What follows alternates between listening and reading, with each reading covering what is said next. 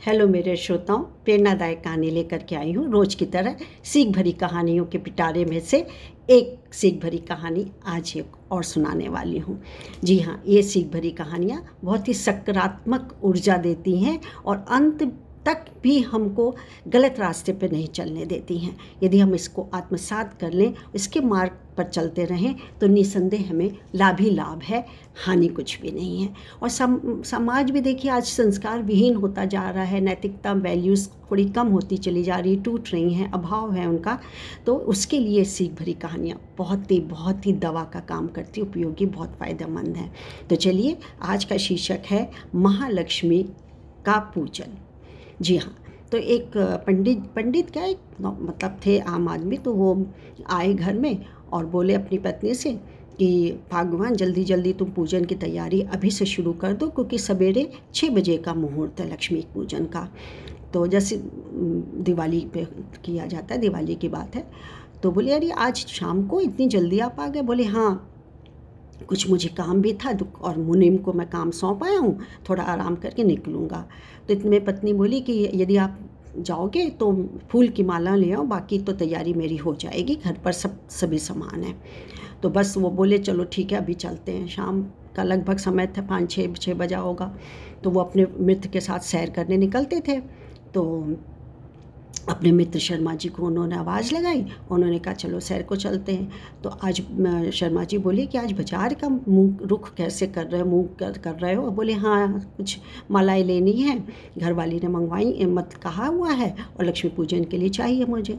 ठीक है भाई, चल दी दोनों थोड़े दूसरे रास्ते से भी चले गए फूल की मालाओं जो लेनी थी। तो देखा कि खूब स्थायी दुकानें भी बहुत सारी थीं, और टेम्परेरी जैसे नीचे बिछा करके कुछ चटाई टाई या मोमियाँ बिछा के बैठ जाते हैं, तो उसमें भी थी। तो मोल भाव करते करते गए। एकदम से उनकी नज़र एक कोने में, थोड़ी सी अंधेरा सा था, कोना सा था, उसमें एक 15-16 साल की लड़की का टोकरी पे फूल बेचते हुए, मालाएं बेचते हुए दिखी। वो उस ओर बढ़ गए और मोल भाव करने लगे कि ये बेला की माला कितने की है, ये कितने की है? तो बोली बेला की एक लड़ी 10 रुपए की है, और जो गुलाब की माला है वो 50 रुपए की। बोली इतनी महंगी दे रही हो, ठगने बैठी हो, जरा सी लड़की और ठग रही हो। उसने कहा कि नहीं। तो बोले नहीं, मैं तो फिर कम में लूँगा, 40 रुपये में लूँगा, और इसके 5-7 रुपये की में लूँगा। 15 रुपये की थी, वो 10 रुपये में लूँगा। तो उसने कहा मतलब कम में लूँगा जितने में भी। तो उसने कहा कि नहीं मालिक, हम तो इतनी हमको ख़रीद पड़ती है, फिर उसके बाद हम पे हमारे लिए नहीं बचेगा तो हम खाएंगे पिएंगे कैसे, क्या करेंगे, इतने में नहीं होगा। बोले अच्छा चल, झूठी कहीं की। और उन्होंने 15-16 बेला की मालाएं ले ली और 3 गुलाब की माला ले ली, और जितने पैसे बनते थे 10 रुपये के हिसाब से और 40 रुपये के हिसाब से, वो सारे पैसे उन्होंने दे दिए। फिर शर्मा जी से बोले कि अरे शर्मा जी चलिए आगे बढ़ते हैं, और लड़की से बोले कि ये फूल माला यहीं छोड़ रहे हैं, हम इधर ही से लौट के आएंगे तो हम ले जाएंगे। अब बातों में वो भूल गया और घर चले गए। तो खाना वाना खा करके पत्नी ने कहा कि ये फूल मालाएं दे दीजिए। कहाँ है? बोले अरे ये फूल माला तो भूल गए हम, लेना उठाना ही भूल गए। बोले पत्नी बोली वारी किस्मत, एक चीज़ मंगाई और काहे को गए थे वहाँ पे, ऐसे कर करके उल्हाना देने लगी। तो बोले कि अच्छा चल अब मैं जाता हूँ, अभी गाड़ी निकालता हूँ, अभी मैं जाता हूँ। बोले अब जाके क्या करोगे, इतनी रात हो गई है, 9 बज रहे हैं, अब 9-9:30 बजे तुम्हारे लिए कौन बैठा होगा? अब क्या है, भोर में चले जाना, 6 बजे तो वैसे ही पूजन है, उठना तो है ही, तो तुम बाद में सुबह चले जाना। तो बोले नहीं, देखने में क्या हर्ज है, देख लेता हूँ, बंद होगी तो लौट के तो आऊँगा। बस वो चले गए। तो देखा कि वो लड़की कोने में, अंधेरा हो चुका था, 9:30-10 बज रहा था, तो वहाँ बैठी हुई थी। तो बोले साहब आप कहाँ चले गए थे? पुलिस वाले ने और डंडा बरसाए मेरे ऊपर, लोग मुझको परेशान कर रहे थे, आप फूल माला ही लेने नहीं आए। बरस पड़ी।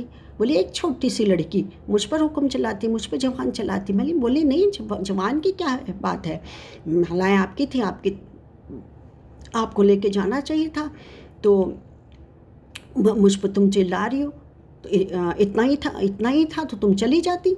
तो बोली ऐसे कैसे चली जाती, आपकी अमानत जो मेरे पास थी। अब तो ये सुन के वो स्तब्ध हो गए, बिल्कुल निशब्द हो गए, क्या करते। किसी तरह शब्द को बटोरा उन्होंने, बोले तो क्या हुआ, अगर मालाएं तुम अपने घर ले जाती तो भी तो तुम उठ के चली जाती, तो बोली कि मैंने तो बताया कि अमानत है। और फिर माला मैं ले करके चली जाती और आप आते और मैं नहीं मिलती, तो आपको जो अस्थायी रूप से और जो हम छोटे लोग लगाते हैं चटाई बिछा के या ठेला लगा के, तो आपको तो विश्वास नहीं तो उठ जाता। तो हम गरीबों से कौन खरीदता, विश्वास तो टूटता ही। फिर हम गरीबों से कोई भी कुछ भी सामान नहीं खरीदता। अरे छोटी सी लड़की, छोटा पैकेज, इतना बड़ा धमाका, सोचने लगे वाह क्या किया इसने। तो बोला कि मैं रात भर नहीं आता तो मैं 1 घंटा 1.5 घंटा और इंतज़ार करती और उसके बाद फिर मैं ये मालाएं सारी की सारी मंदिर में चढ़ा देती, आपके नाम से चढ़ा देती, मतलब आपके जिसके उसमें है मैं चढ़ा देती। तो अब उनके जो मालिक थे उनका नाम द्वारका था। द्वारका जी के शब्द अब कहीं लुप्त हो गए थे, बाप कहीं चले गए थे। और कुछ देर तक तो वो बिल्कुल निशब्द स्तब्ध रह गए कि वाकई में हम लोग मोल भाव करते हैं इन गरीबों से। वो देखिए सीख दे रही है। ये नहीं है कि देखिए हम खाली बड़ों से ही और सबसे ही सीख लेते हैं, उनसे तो लेते ही हैं, अपने गुरुजनों से, अपने प्रियजनों से, अपने माता पिता से, सबसे सीख लेते हैं। लेकिन ऐसा नहीं है कि हम छोटे से या गरीब से या छोटी बच्ची से सीख नहीं ले सकते हैं। जब प्रकृति से, जीव जंतुओं से, कुछ धर्म के लोगों से हमको शिक्षा मिलती है, तो हम इस छोटे बच्ची से भी हम सीखते हो। ये तो 15, 16, 17 साल की लड़की थी और उसकी भावना को देखिए कितनी गहरी थी, कितनी अच्छी थी। तो क्या हमको सीख नहीं मिली कि किसी का दिल मत तोड़ो, किसी का नुकसान होना मत दो, दया करो, दया के साथ रहो, और जिसकी अमानत विश्वास पे छोड़ के गया है उसके विश्वास को नहीं तोड़ना चाहिए। इस कारण वो बैठी हुई थी। तो साथियों, किशोर वर्ग, युवा वर्ग, सभी वर्ग, मेरा संदेश पहुंचाना कहानी के माध्यम से होता है। तो आज की कहानी इतनी ही, फिर मैं आपको मिलूँगी कल। और आज मैं अपना परिचय दे दूँ।